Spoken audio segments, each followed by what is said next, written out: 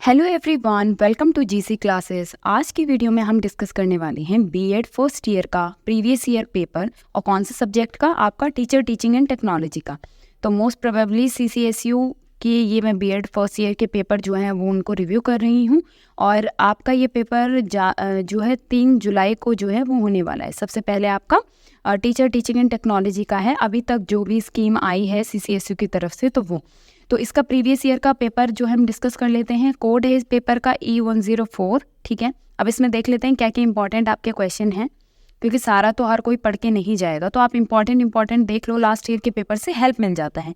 तो वही section A आपका 48 मार्क्स का होता है। 3 इसमें क्वेश्चन है आपके, 16 मार्क्स का एक क्वेश्चन है, तो आपको 5 to 6 पेजेस में ये पेपर करके आना है। ठीक है, क्वेश्चन देख लेते हैं। तो सबसे पहला है आपका डिफाइन बिहेवियरल टेक्नोलॉजी, जिसको कि हिंदी में बोलते हैं व्यवहारिक तकनीकी की परिभाषा लिखें। तो आपको बताना है कि व्यवहारिक तकनीकी या बिहेवियरल टेक्नोलॉजी क्या होता है, उसको डिफाइन करना है पहले।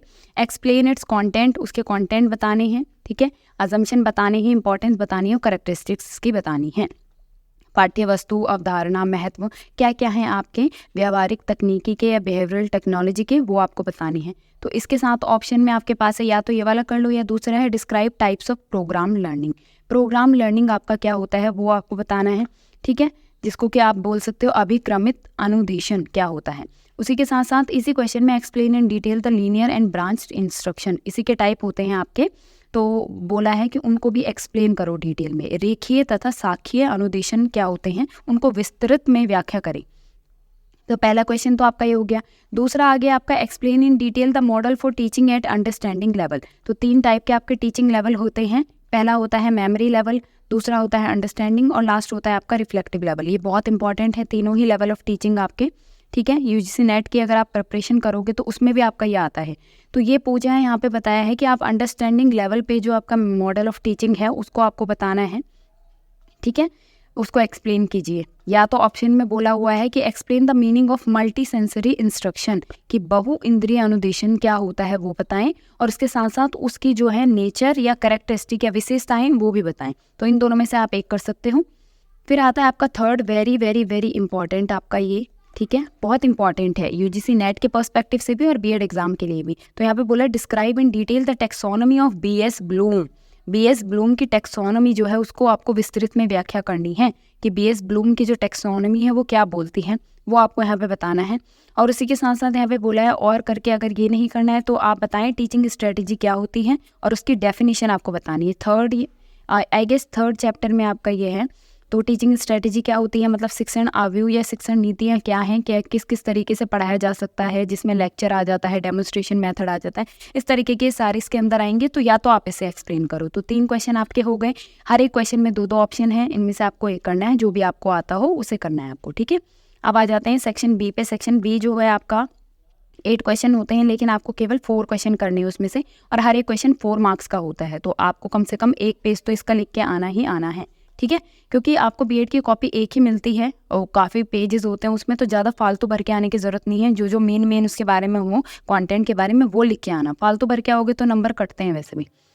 तो चलो इसमें डिस्कस कर लेते हैं कौन से 8 क्वेश्चन है। पहला है सबसे, ये तो बेसिक ही क्वेश्चन है आपका, क्योंकि चैप्टर ही आपका एजुकेशनल टेक्नोलॉजी है, तो ये तो याद करके जाना ही जाना, एजुकेशनल टेक्नोलॉजी। इसे मैं बोलूँगी 16 मार्क्स में भी प्रिपेयर करके जाना। ठीक है, इसे 16 मार्क्स के लिए भी प्रिपेयर करके जाना, और 16 के लिए कर लोगे तो 4 पे तो अपने आप आ ही जाएगा, 1 पेज में तो लिख ही लोगे, है ना। तो 16 मार्क्स के लिए लॉन्ग क्वेश्चन के लिए भी आप इसे करके जाना, क्योंकि चैप्टर ये बुक आपकी है ही एजुकेशनल टेक्नोलॉजी के बारे में, तो आ जाता है उसके बारे में क्वेश्चन। तो वो बताना है आपको कि शैक्षिक तकनीकी क्या है। दूसरा है सिस्टम अप्रोच के बारे में बताना है, इसको परिभाषित करना है।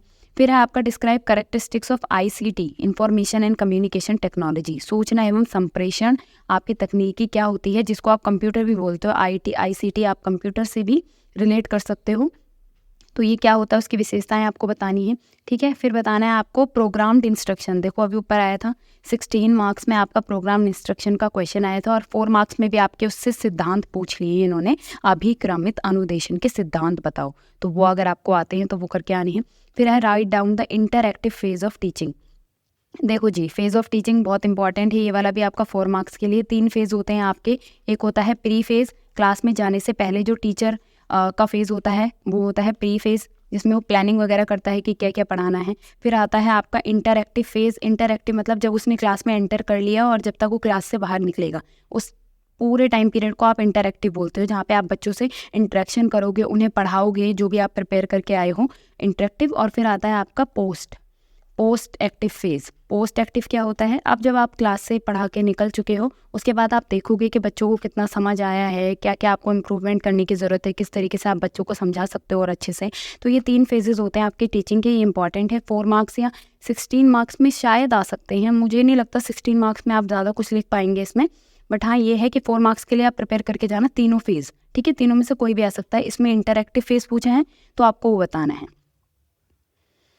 ओके जी। फिर है आपका 9, how many types of memory exist. तो कितने टाइप की स्मृति कितने प्रकार की होती है, आपकी मेमोरी कितने प्रकार की होती है, वो आपको यहाँ पे बताना है। फिर है एसिमिलेशन क्या होता है, परिपाक क्या होता है, वो बताना है। फिर criticise reflective level of teaching. मैंने बताया था 3 type of teaching, memory, understanding and reflective. Reflective सबसे एंड में है और आपको क्या करना है, चिंतन स्तर के शिक्षण की आलोचना करनी है। जहाँ पे क्रिटिसाइज वर्ड आए ना, आपको इसे डिफाइन करके नहीं आना है। आपको बोला है कि इसके अपोजिट, मतलब आप इसकी आलोचना करें, इस लेवल ऑफ टीचिंग की आलोचना करें कि ये क्यों गलत है, ये कहाँ पे फेल हो जाती है रिफ्लेक्टिव लेवल ऑफ टीचिंग। तो वो आपको यहाँ पे बताना है, ठीक है। क्वेश्चन पूरा समझना। ओके, तो ये हो गया सेक्शन बी कंप्लीट। तो ये पूरे 8 आपके क्वेश्चन थे। तो 8 में से आपको क्या करने हैं, केवल 4 करने हैं। जो भी आपको सही लगे, 4 तो आते ही होंगे आपको इनमें से, तो वो करके आ जाइएगा। फिर आता है आपका सेक्शन सी। सेक्शन सी में आपके 8 क्वेश्चन आपको करने होते हैं। वैसे टोटल 10 क्वेश्चन आपको गिवन होंगे, लेकिन इनमें से केवल 8 आपको करने हैं और एक क्वेश्चन 2 मार्क्स का है। तो इसमें क्या करते हो आप, ज़्यादातर आपको नाम पूछे जाते हैं। यहाँ पे 1 या 2 लाइन में आपको ये लिख के आना होता है, ठीक है। और या फिर आपका 1 वर्ड वगैरह टाइप का आता है इसमें। तो इसमें देख लेते हैं क्वेश्चन। सबसे पहला है, what are 2 objectives of multi sensory approach. कि बहु इंद्रिय अनुदेशन अभी ऊपर 16 मार्क्स में पढ़ा था ना, उसमें बोला है कि उस बहु इंद्रिय अनुदेशन के 2 उद्देश्य बताएं। कोई भी 2 उद्देश्य लिख दीजिए कि क्यों आपका ये अप्रोच यूज़ की जाती है, क्या क्या इसके उद्देश्य हैं, किस लिए आपको ये यूज़ करना होता है टीचिंग में। फिर है 13, what is real direct experience as per the Edgar Dale. तो ये देखो, ये बहुत इंपॉर्टेंट है। एडगर डेल के अनुसार, ये वाला एडगर डेल कौन ऑफ एक्सपीरियंस, ये आपका 16 मार्क्स में भी आ सकता है। बहुत इंपॉर्टेंट आपका ये क्वेश्चन है, इसमें नहीं है, मे बी आपका आ जाए। तो ये आपका आएगा ही आएगा 3rd या 4th चैप्टर में, 3rd या 4th यूनिट में आपका ये है Edgar Dale cones of experience. तो इस तरीके से आपका ये कोन वगैरह के थ्रू इन्होंने ये बताया हुआ था। तो उसी का इन्होंने पूछा है कि रियल डायरेक्ट एक्सपीरियंस क्या होता है। तो इसके ही कोन ऑफ एक्सपीरियंस में एक पॉइंट आता है आपका रियल डायरेक्ट एक्सपीरियंस, वो आपको बताना है क्या है। फिर आप 14, राइट डाउन 2, यहाँ पे 2 नहीं आएगा, यहाँ पे ये वाला 2 आएगा। तो write down 2 main objectives of education television. कि शैक्षिक दूरदर्शन एजुकेशन टेलीविज़न के 2 उद्देश्य क्या हो सकते हैं। जो आपको टीवी के माध्यम से है ना, टेलीविज़न के माध्यम से जो एजुकेशन दी जाती है, उसके क्या उद्देश्य होते हैं। जैसे आप देखोगे कि गवर्नमेंट की तरफ से, ज़्यादातर इग्नू की तरफ से बहुत सारे चैनल्स हैं आपके टीवी में, जिन पे जो है क्लासेस दी जाती हैं, बहुत अच्छे अच्छे टीचर उसमें पढ़ाते हैं, ठीक है। 32 DTH चैनल वगैरह आपका एक है, जिसे आप बोलते हो स्वयं प्रभा करके है। तो उसके अंदर आपके 32 DTH direct to home channel आते हैं, जिसमें आपको पढ़ाया जाता है काफ़ी अच्छा, कुछ साइंस से रिलेटेड आपके सब्जेक्ट वगैरह पढ़ाए जाते हैं। तो ये भी पूछा है कि एजुकेशन टेलीविज़न के क्या फ़ायदे होते हैं, टेलीविज़न के माध्यम से जो एजुकेशन प्रोवाइड की जा रही है उसके क्या उद्देश्य होते हैं, ठीक है। फिर है 15, व्हाट इज़ लैंग्वेज लैब। आपको भाषा प्रयोगशाला बतानी है क्या होती है। फिर what is the meaning of open educational resource, मुक्त शैक्षिक स्रोत का अर्थ बताओ क्या होता है। फिर है कंप्यूटर असिस्टेड इंस्ट्रक्शन, ये क्या होता है। 4th यूनिट में आएगा इसी आपका कंप्यूटर असिस्टेड इंस्ट्रक्शन क्या होते हैं। कंप्यूटर सहाय अनुदेशन, ठीक है, कंप्यूटर से रिलेटेड जो इंस्ट्रक्शन होते हैं, जो कंप्यूटर के माध्यम से दिए जाते हैं। ओके, फिर 18, write down the main steps of teaching planning. तो ये आपका मैनेजमेंट, ये आपका 5th नहीं, आपका 4th या 5th नहीं बोलोगे, 4th या 5th यूनिट में आपका है teaching planning, teaching organising, teaching staffing, teaching controlling, ये सब है। तो वो उसमें पूछा है कि टीचिंग प्लानिंग में क्या क्या आपके मेन स्टेप आते हैं। जब एक टीचर प्लान करता है पढ़ाने के लिए, तो उसमें क्या क्या स्टेप्स आपके आते हैं। वो शिक्षण नियोजन के प्रमुख पद लिखो, तो कौन कौन से स्टेप्स होते हैं वो आपको लिखने हैं। फिर है लास्ट आपका स्किल एनालिसिस क्या होता है, कौशल विश्लेषण, ठीक है, किसी की स्किल क्या है, उसको किस तरीके से आप नापोगे, एनालिसिस करोगे, उसका विश्लेषण करोगे, तो वो बताना है। फिर है डिफाइन टीचिंग टैक्टिक्स। शिक्षण युक्ति की परिभाषा लिखें। टीचिंग के तरीके क्या क्या हो सकते हैं, किन किन तरीक़ों से आप पढ़ा सकते हो, टैक्टिक्स वगैरह वो बताना है। और फिर है डिफाइन टेस्ट, परीक्षण क्या होता है। आपको पता ही है टीचिंग में टेस्ट वगैरह तो इम्पॉर्टेंट होते ही हैं बच्चों का पता करने के लिए कि कितना अच्छा उन्हें समझ आया है, क्या क्या उन्होंने सीखा है अभी तक। तो ये आपके 10 क्वेश्चन होते हैं लास्ट सेक्शन में, और इनमें से आपको 8 करने होते हैं, ठीक है, जो ज़्यादातर आपको 2 लाइन्स में करने होते हैं। 2 लाइन्स इनफ है, ठीक है, जिसमें आप आराम से अपना मतलब 2 लाइन्स में आपका हो जाएगा। अच्छे से लिख के आओगे तो 2 लाइन्स में भी इनफ है, आपको पूरे मार्क्स मिल जाएंगे उसमें।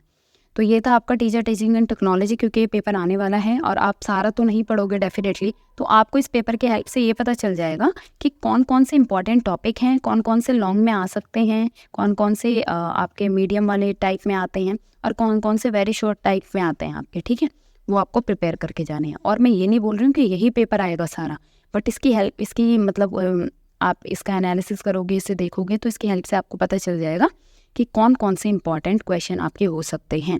कौन, मैंने बता भी दिया कौन कौन से बन सकते हैं, ठीक है। इसी तरीके से और भी इसके बाकी 3-4 आपके और पेपर बच गए हैं, उनको भी मैं ले आऊँगी।